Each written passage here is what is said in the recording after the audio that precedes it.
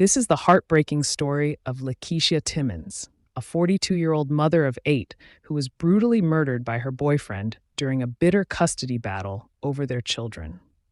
LaKeyshia was a hardworking woman from Milwaukee, known for her kindness, strength, and unwavering faith. She dedicated her life to her family and poured all her love into raising her 8 children. She had been in a relationship with Ronald Fuller, a 53-year-old man who fathered her 3 youngest daughters. In the beginning, their relationship was loving, but as time passed, Ronald's behavior changed. He became controlling, possessive, and abusive. Eventually, the relationship turned toxic, forcing LaKeyshia to leave to protect herself and her children. After their separation, Ronald was given primary custody of their 3 daughters, aged 3, 5, and 6. Even apart, he continued to torment LaKeyshia emotionally, using the children as leverage to manipulate and control her. Desperate to keep her children safe, LaKeyshia sought refuge through restraining orders and fought tirelessly in court. Despite her efforts, the legal system failed her. On April 1, 2024, after a long custody battle lasting 4.5 years, the court granted LaKeyshia sole custody, recognizing her as the more stable parent. However, in a puzzling decision, Ronald was still given visitation every other weekend, even though a court-appointed investigator had raised concerns about his parenting ability.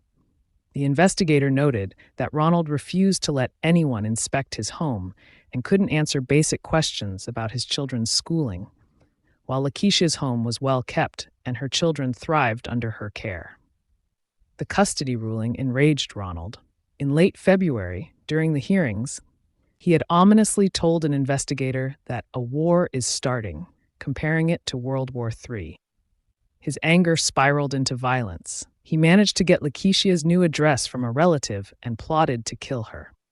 On the morning of April 1, 2024, LaKeyshia dropped her kids off at school and returned home around 7 a.m. to her house near 18th and Hadley in Milwaukee's North Division neighborhood.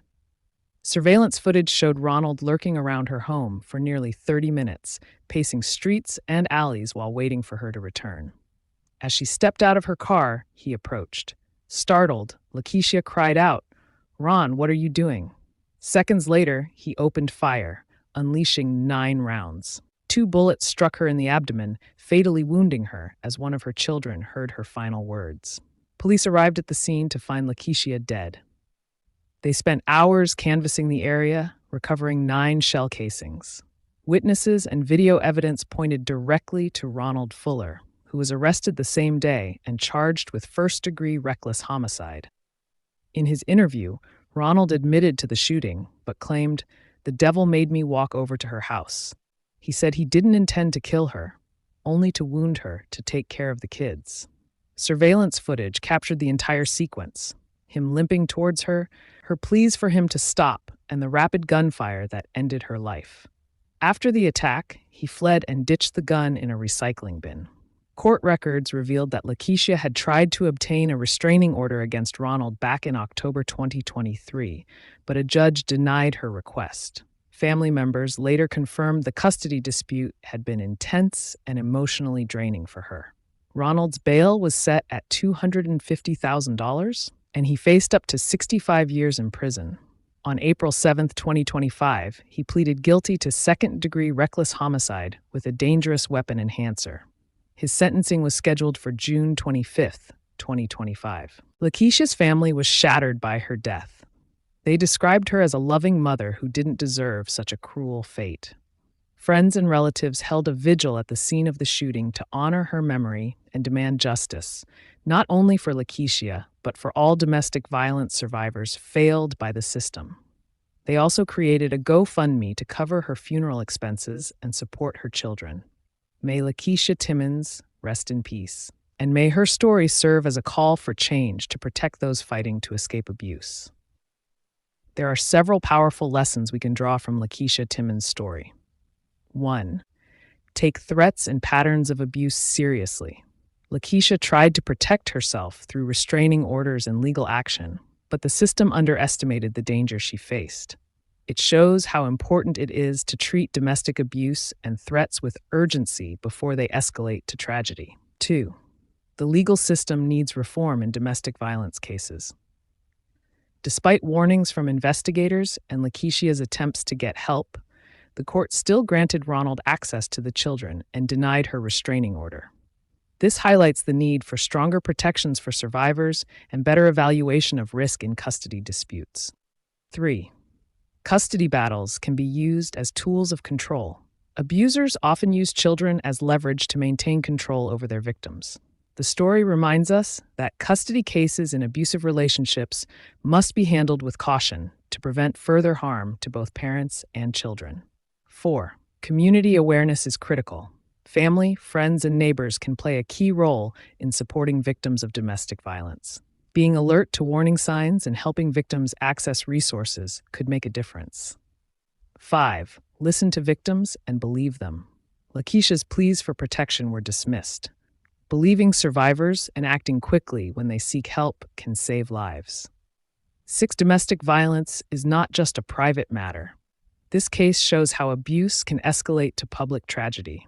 It's a reminder that domestic violence affects entire communities, not just those directly involved, and requires collective action to combat. 7. Children are deeply affected by domestic violence. One of LaKeishia's children heard the gunshots and her last words. This shows that abuse and violence don't just harm the partner, they leave lasting emotional scars on children who witness it. Protecting kids from toxic environments must be a top priority. 8. Abusers often escalate after losing control. Ronald planned the attack right after losing custody. This highlights how dangerous the period after leaving an abusive relationship can be, especially when the abuser feels powerless. Survivors need extra protection during these critical times. 9. Love is not a reason to stay in danger. LaKeyshia loved Ronald at first and stayed through early abuse. Many survivors hope the abuser will change, but this case reminds us that protecting yourself and your children must come before trying to fix a toxic relationship. Here are lessons drawn specifically for women in abusive relationships and for the legal system law enforcement from LaKeyshia Timmons' case. Lessons for women in abusive relationships. 1. Recognize the early signs of abuse. Controlling behavior, isolation, jealousy, and threats are red flags. The earlier they are identified, the faster you can seek help before the situation escalates. 2. Have a safety plan in place. If you suspect danger, plan an escape route, safe locations, and emergency contacts. Share the plan with trusted family or friends. 3. Document everything. Keep records of threats, incidents of abuse, and any attempts to control or harm you. This evidence can strengthen restraining order requests and court cases. 4. Seek support systems. Involve domestic violence advocacy groups, shelters, and counseling. They can provide legal guidance and safety resources that friends or family might not know about. 5. Trust your instincts. If you feel unsafe, even if others dismiss your concerns, act on that feeling.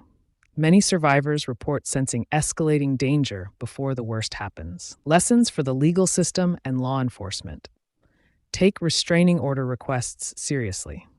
LaKeishia's denied restraining order shows how dangerous it is when courts dismiss abuse victims' pleas. Judges must evaluate domestic violence cases with a higher standard of caution. 2. Listen to investigators and evidence. In this case, the court ignored warnings about Ronald's parenting ability and behavior. Courts must prioritize children's and victims' safety over shared custody when abuse is suspected.